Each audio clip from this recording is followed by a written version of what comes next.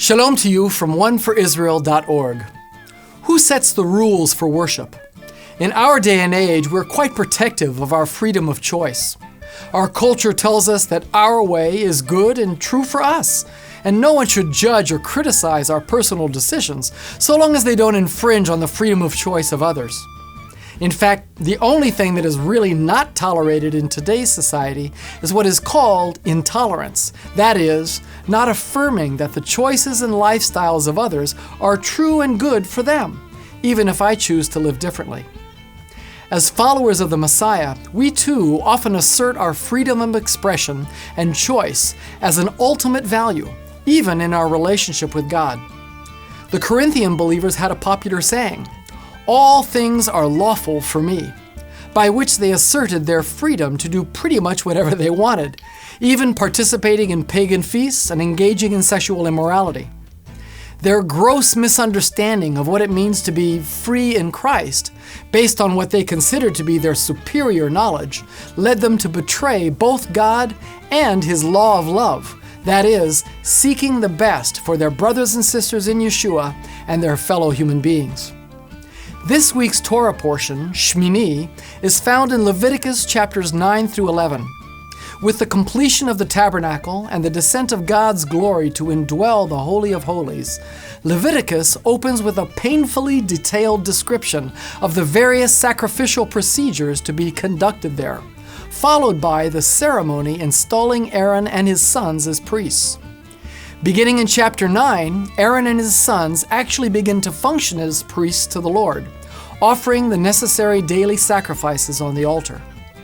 But in chapter 10, tragedy strikes. Aaron's two eldest sons, Nadav and Abihu, offered unauthorized fire before the Lord, which he had not commanded them. Intoxicated with their newly endowed authority and sense of privilege, and perhaps with alcohol as well, as the following verses seem to hint, Aaron's son had exercised their priestly freedom to worship God as they saw fit. And fire came out from before the Lord and consumed them, and they died before the Lord. As with the worship of the golden calf, which Aaron had described as a feast to the Lord, Nadav and Abihu's chosen style of worship was contrary to the will and ways of God. In both cases, the judgment of God fell on those who presumed to worship Him as they pleased. The New Covenant Scriptures give a wide variety of acceptable models and instructions for worshiping the Lord, with no small degree of personal latitude. But according to Yeshua, as He spoke with the Samaritan woman, God takes pleasures in worshipers who worship in spirit and truth.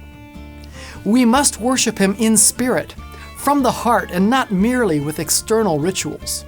But we must also worship Him in truth, in accordance with His will and ways, so that He is accurately reflected and truly magnified in our worship. No golden calf worship of our own making can be acceptable to Him. In fact, our entire lives are to be acts of worship, flowing from hearts filled with adoration for God and reflecting His character, so that we might truly exalt Him in this, His tabernacle.